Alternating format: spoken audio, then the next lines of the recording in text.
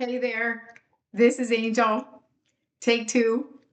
Actually, it's the second chapter, so whatever. Yeah, I kind of messed up the first one. So this will go better. Yes, in Jesus' name. Anyway, I gave the condensed version of this accident happening in the last video. So now I'm done with that. I forgot to say this part though, when I was there. Augustine Acala was a friend of Larry's and he married us. Okay. Um, he's an ordained person, whatever, pastor. Well, he's actually a prophet. So, but anyway, he married us. So when this happened to me, he went to the Lord and he said, Lord, what happened? What's going on here? Why did this happen? And and he's telling me this, okay? He's telling me. And honestly, I didn't even know Augustine was a prophet. I just thought it's Larry's friend. A little strange, but he's Larry's friend. So he said that, well, the Lord said that the devil tried to kill you, but God intervened. So, and then he leaves. But that was typical him. And then he came back another time and gave me Romans 8:11, the same spirit that raised Christ from the dead dwells in you, and he will quicken your mortal body, and then he leaves. So it's not like, wait, I have questions. So I'm just putting that on the shelf. And just not understanding that at all. So now I'm going home and I am in the passenger side of my car that I used to drive, beautiful Camaro, and bittersweet, thinking in my head, well, I should be glad. I should be glad that I'm going home, but I'm very uneasy about all this. And so I'm trusting God. What else? I have to. I'm trusting God. So I get home. That's all a blur. I don't remember that at all. I can only have these flashbacks. Um, so the next morning, I'm laying there in bed. Now this is my beautiful Continental home. Used to work for them. Got a discount on. I was so proud of this home because I just felt good that hey, I had a part in getting this beautiful house. Did the painting, put the wallpaper up. I mowed the lawn. I did all the yard work. It was beautiful because I just was very active. I love moving around. So it's very strange that I'm now sitting in a wheelchair, not a bookworm at all. No, not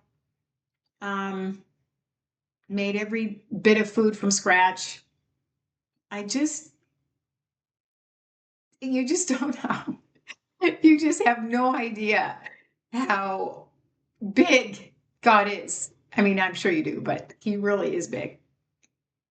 So anyway, I'm laying there in bed next morning, and I am not doing well at all because I'm thinking, you know, I left this bed healthy, walking, everything's fine. Now I can't do anything.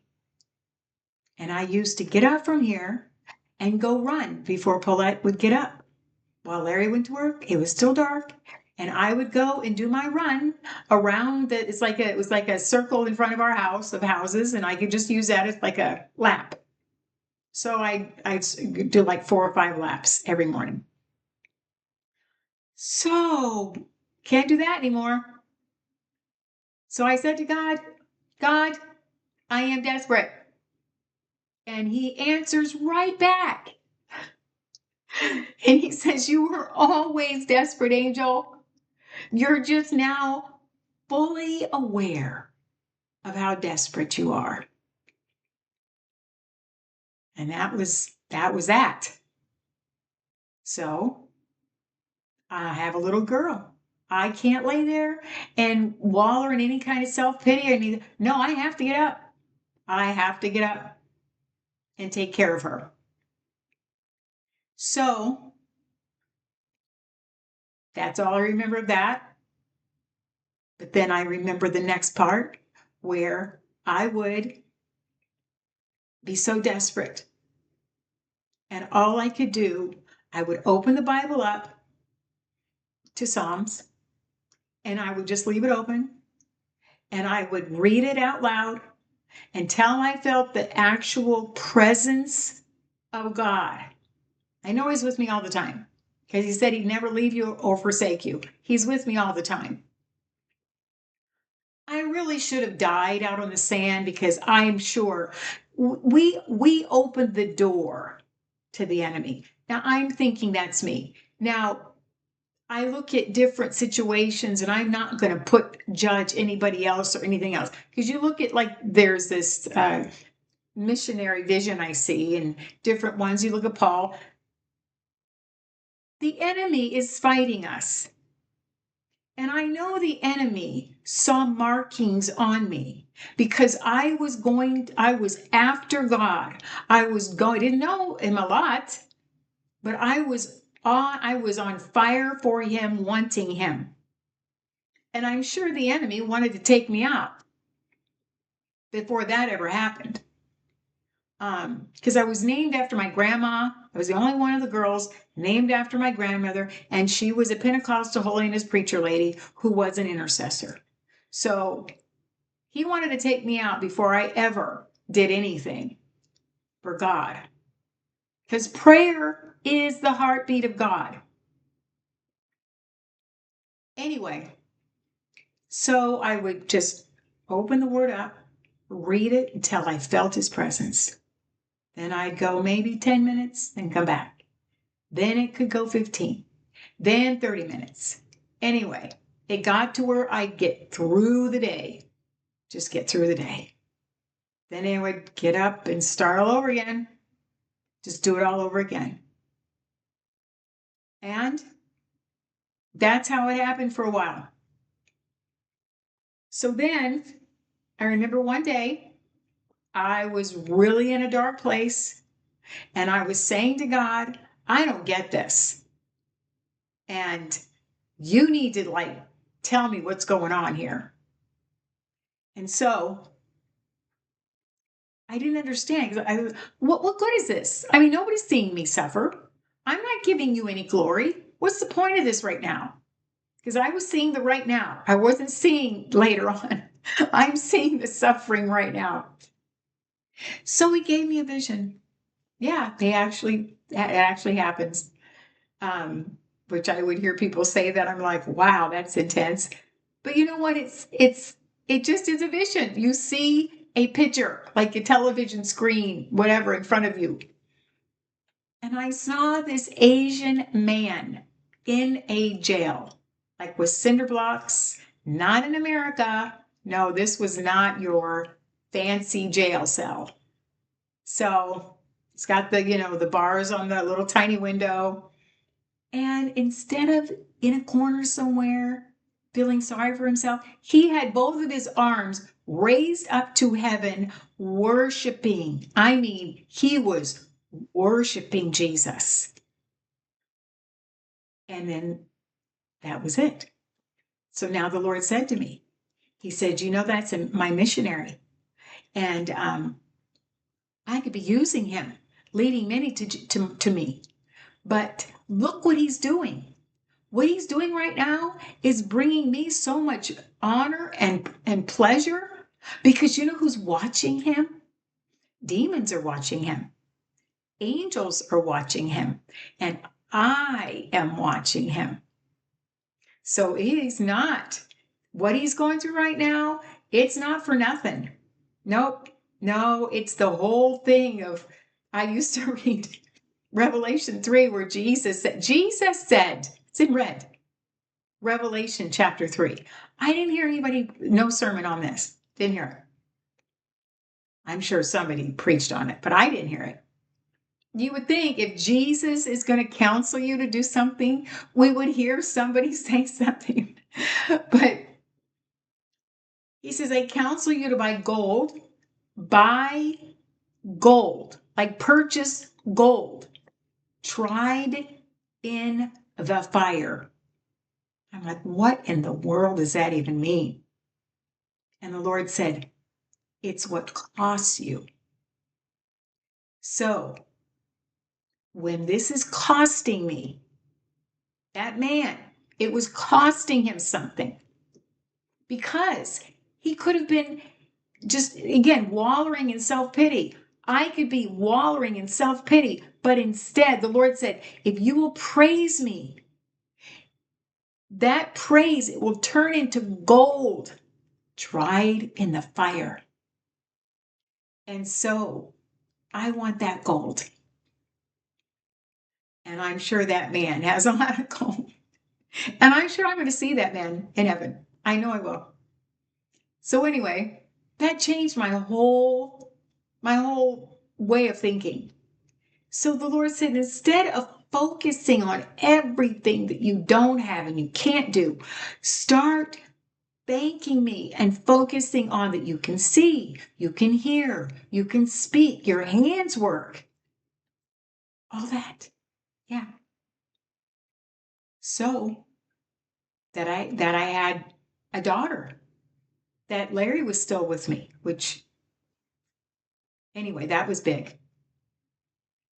So that's what God said. So I had an assignment. Now, I didn't do it perfectly. I would fall, and then righteous man, what does it say? Righteous man may fall 7 times, but he gets back up. I get knocked down, but I get up again. I don't like the other part of that song, but I like that part. I like the tune and I like that part because you do get knocked down, but you get up again. Okay? Just get up again. So what if you fall down? The devil wants to beat you up down on the floor. He's the one that knocked you down. So again, it's like the whole thing about um with that man and with Paul, any of us, when we go through something bad, it's the devil, okay? Whether we open the door or the devil just does it, however it happens, it's the thief comes to steal, kill, and destroy, okay? That's that side. Now, what are we going to do on the other side when you're going through something? Might as well take it and produce gold tried in the fire. So anyway, that's that. And so that was going on for a while. I would just get up and do that, get up and go to bed, get up and do, and I was learning stuff along the way. But boy, there was a whole lot of dark things going on in between. Let me see if I have let's see. I said that. Yeah, I said that. Okay. Now, there was I went to church. I was getting up and go to the same church, the very same church that I went to, which is interesting because it was Valley Christian Assembly. Okay. Um, I would go to the prayer time. I was teaching, taking care of the kids. I was in choir. I was doing everything physically you could do because I so wanted God, right? Didn't know what I was doing, but that was all I knew to do. But I remember being miserable. I remember telling Connie, that's her name. I said, you know what? I need to just stop and go find God. I lost him somewhere, but I need to go find him. So, so she wasn't really happy about that because she really needed me, but I had to. But the pastor guy, that's a side note. The pastor there, he would go on these mission trips to India and different places, and he would pray for people in wheelchairs, and they would get up, be healed. And I remember there was a lot of division going on in the church, which happens, if people aren't praying, if the church isn't praying, the enemy comes in and brings division, discord, slander, sin, whatever. If the church, this has been my mantra for like I don't know how long, and my stories. I have very funny stories when I came out here to Surprise and trying to find a church that prayed. Not easy to find. Not. It's like, it's not. It's not. Anyway, back to this. So I go back to the place, to this church, because I had told the pastor, I was thinking, because he came to visit me, I was thinking, maybe, just maybe, because everybody loves me, maybe they'll start praying for me and it will bring the church together. Well, didn't happen. They ended up splitting, which was very sad. But like I said, prayer. If the church is going to pray, then the enemy's going to attack the prayer because he knows, the enemy knows that's where the power is. Anyway, so I'm going to say this one more thing, and then I'm going to probably stop with this one. But I went one day to the church, to the same church, like I said. I'm in the parking lot in the wheelchair, and I am like, I do not want to go in there because I had been there a few times before, and they're trite little words. I mean, people mean well, but when you're like desperate and you're going through so much, it's like you just need something big. And so I remember just saying to Larry, I can't do this again. I can't go in there. I cannot do this and listen to more of this stuff, people's words. And I heard the Lord say to me, Angel, they need you as much as you need them, because there was no power in the church. And it's like the church needs to be reminded there's no power. And that's not up to me to like tell them, but the Lord told me they needed to see me and to have compassion and pray. And I then said to the Lord, Lord, I'll be your guinea pig even. They can practice on me. And they did. I, it was a lot of precious young people. And I would always feel bad for them. Okay, I would feel bad for them because they didn't get up, right? And walk away. But I would always say, listen, not one of your prayers is going empty. I promise you God hears it. I promise you it's doing something. So anyway, we as the church must lay hands on the sick and let God, let him be the one to do the rest. That's not up to us. He said, do it. Lay hands on the sick, they'll recover. Okay. So anyway, so I go in, right? I go in, and there's this precious lady, and then I'll stop. And she gives me this beautiful, I believe it's my first prophetic words, right? Look at how old this is. This is the original piece of paper. Okay, yellow tablet paper. And it's Sunday, May 13th. It was Mother's Day. And 1 year later, this was 1984. Well, not a total 1 year, but it's May of 84. And this is so beautiful. Now, this is not just for me. This is for any believer if you'll do it. This is the Lord, the Holy Spirit speaking. I believe the Lord gave me these words to give to you from him. Come to me daily for strength. Ask me specifically to strengthen you. When you feel strong, ask me for strength. When you feel weak, do not fail to ask me for strength. Draw strength from me. The strength that you need. Drink from me. As you drink from my word, I shall turn you into a fountain of sparkling, clean, clear water. When people look at the water, it will sparkle as it reflects light. The water will look as appealing, so appealing, that people will want to lower their mouth into it and drink. The water that you share shall be words of life. You'll be a fountain of living water, giving life to others. Now, listen to this part. God always gives us both sides. Do not let doubt and despair muddy your waters. When doubt, and this is what happens, when doubt and despair are in your fountain, the water will not look appealing, and people will not be drawn to drink there. Keep the water free from polluting elements, and your water shall sparkle, reflecting light to all who see it, causing others to want to drink from it. Isn't that beautiful? That is for any believer who will take it and who will do it.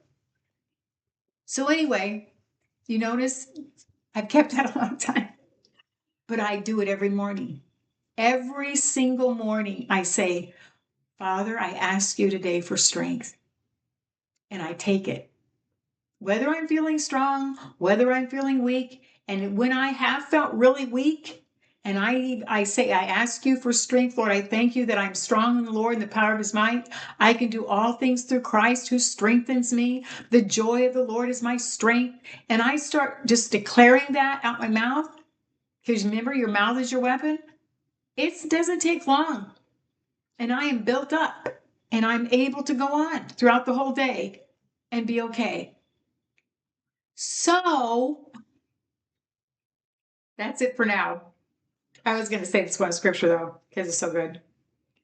This is Psalm 115, 16 and 16. The heavens, even the heavens are the Lord's, but the earth he has given to the children of men. So it is our world. So we get mad at God, right? People get mad at God when things aren't doing what it should be, but he gave us dominion. He gave us the ability, the authority to do the things that need to be done, the church. So I could just talk on and on, but I'll wait till next time. So that will be number 3. Okay. Thanks for listening. Bye.